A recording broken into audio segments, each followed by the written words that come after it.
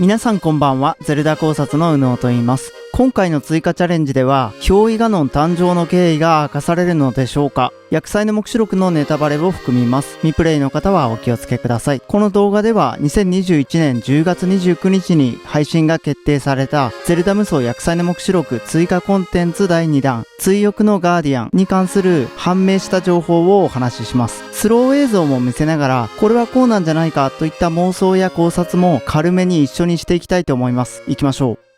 と言いたいところなんですが、この動画を作っていたら10月2日についてコエテクさん公式から情報が出ました。10月2日の土曜日17時から生放送番組があるみたいです。内容はもちろんゼルダ無双薬剤の目視録追加コンテンツ第2弾追憶のガーディアンの内容を公開しますとのことです。実機プレイ映像もあるとのことで期待していいと思います。楽しみましょう。というところで動画の続き投資考察をどうぞ。まずはこのシーンです。いきなり意味深でしたよね。テラコが闘技場の中まで歩いていきます。闘技場が壊れていませんよね。薬剤の目視録作中ハイラル宿場町のステージから遠目に見てわかる通り闘技場は100年前にはもう壊れていたので、このシーンの時系列はそれよりも前ということになります。テラコはさらに過去に行ったということなんでしょうか。もしかしてこれは憑依ガノン誕生のシーンなのかもしれませんね。後ほど詳しくお話しするとして次行きます。リンクがゼルダにマスターバイクの乗り方を教えています。リンクはなぜ乗り方がわかるんでしょう。乗ってみたってことなのかな。あと気づかなかったんですけど、マスターバイクの馬の顎下、こんな模様書いてあったんですね。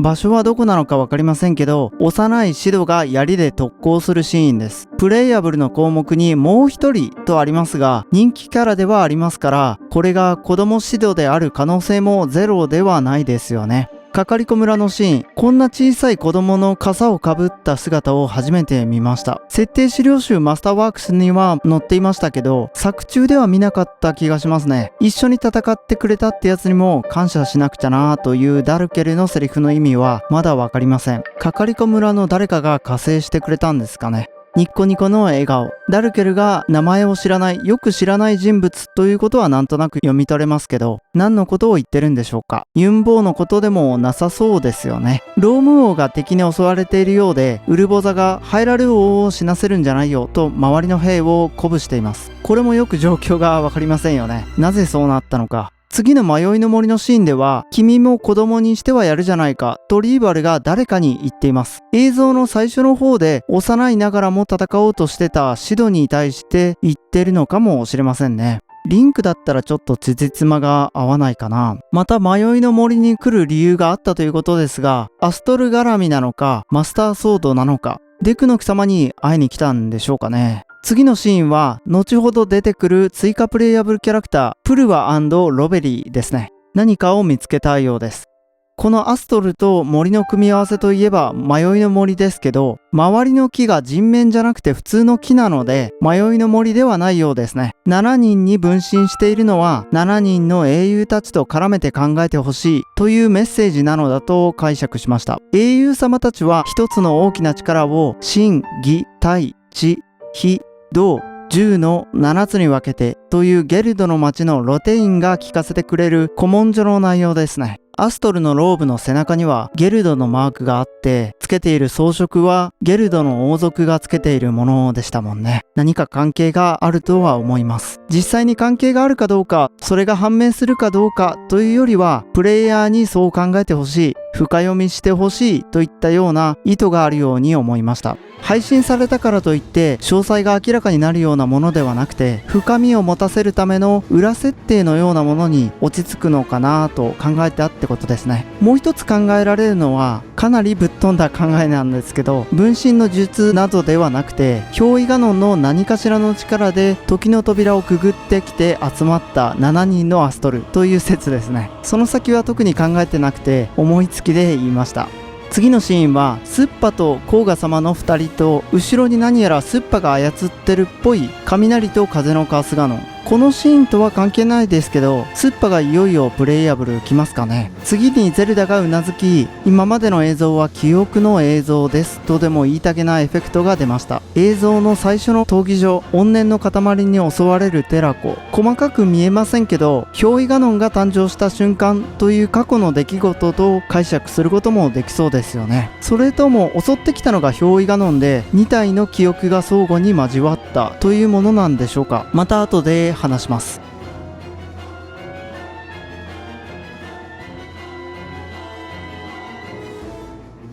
さて、プレイヤブル追加でプルアとロベリーがまさかセット販売だとは思いませんでした。長年の謎だったロベリーの背中に背負っている薬箱っぽいやつが明らかになりました。ドクターオクトパスみたいなやつですね。後ろのアームとロベリーの手は別稼働なら、ロベリーがリコーダーのスイッチを押したらええやんって思うんですけど、それを言うのは無粋ですかね。ガーディアンアクスが先端についています。見てわかる範囲だと、基本プルアは何もしてないのがなんとも面白い。プルアとロベリーの関係性、キャラクターがよく出てますよね。今回ステージとしてかかりこ村が追加されるっぽいです。先ほどのルーダニアのシーンもありましたので、ここら辺を真珠が歩いたりもするんでしょう。コポンガ村の戦いという項目もありましたので、かかりこ村だけじゃなくてコポンガ村がついにお披露目されるんでしょうかね。ついでにアデア村もお願いしたいところです。あとここに書いてある通り、闘技場もステージとして追加ですね。おそらく映像の最初、テラコの身に何が起こったのか、また闘技場が闘技場後になるまでなどがそこで回収されるんでしょうね。このお品書きを見るとプレイヤブルにもう一人と書かれていますので、多分スッパが追加されるんだろうとは思いますけど、アストルという線もありますよね。エキスパンションパスなしの状態で使えるメンバーの中にミーズ巨子や大妖精、薬剤ガノンと色の濃い連中が集まっていて、ゼルダがバイクで爆走する世界線なので、もう今更何が起きても驚かないです。幼いシドが戦ってるシーンもあったので、ワンチャンそれもありえるかなとも思います。既存キャラクターの追加アクションに関しても予想しようがないですよね。前例はゼルダのバイク、リンクのフレイルとメインキャラに関してだったので、インパあたりが怪しいんですかね。さすがにもうバイク乗ったりとかはしないと思うんですけど、前作ゼルダ無双にあったリンクの騎馬スタイルという線もあるかもしれません。ところでブレワイのダウンロードコンテンツは過去の出来事をなぞっていくということではっきりしていたんですけど、ふとこれらの映像の時系列がわからないなと思いました。これいつ起きてることなんだろうなっていうことですね。僕何か見落としてますかね。ラスボスの薬剤ガノンを倒す前ということでいいのだとすると、シドたち新英傑4人がまだこの時代にいるということになりますよね。でもそれにしてはこの映像に彼らが出てきていないのが気になりました。それにエンディング後の世界のお楽しみチャレンジだとしても、スッパやアストルが生きていることなんかが引っかかります。僕らが頑張って倒したアストルは分身したうちの一つに過ぎなかったってことでしょうかね。スッパは結局絶命するシーンがなかったので生きてたってことで、丸く収まりはするでしょうか。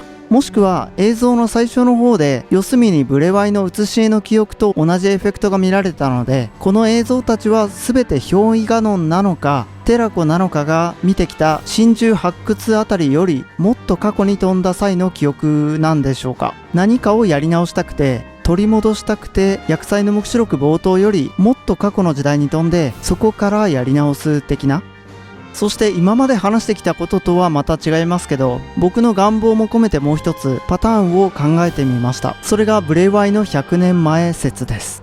僕も含めてなんですが、静止画映像でだけでも皆さん知りたい、体験したいことなんじゃないかなと思ったんで、それをコエテクさんも汲み取ってくれたということでどうでしょうか。つまりブレワイ作中で集めていた写し絵の記憶の間を埋める映像ということになりますかね。今話したのはあくまでメタ的な視点ですけど、実際ブレワイのそっくりそのまま100年前だとすると、知らない映像、辻褄が合わないものがあっても納得がいくように思います。僕としてはこのブレワイの100年前説であってほしいので押したいんですけど、ただテラコが体験して記憶している映像だとすると、プルアやロベリー、インパなどがテラコの話題を出さないというところで、まずちょっと矛盾がありますよね。例えば誰かに口止めされてるとかならわかるんですけど、ちょっと無理がありますかね。ゼルダを例にすると、小さい時にテラコをいじくっていたことは忘れてしまっていて、テラコの話題はブレワイでは全く会話に出てこなかったですよね。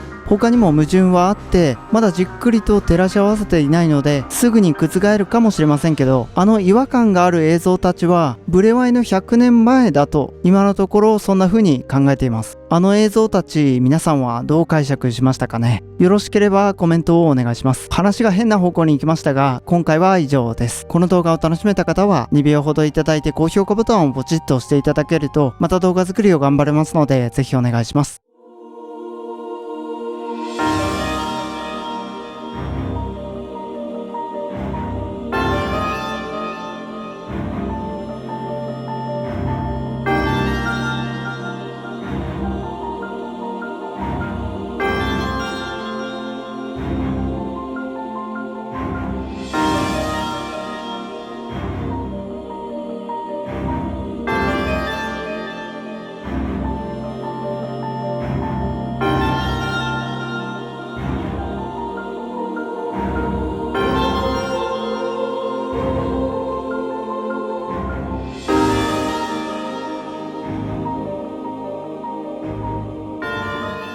ご視聴ありがとうございました。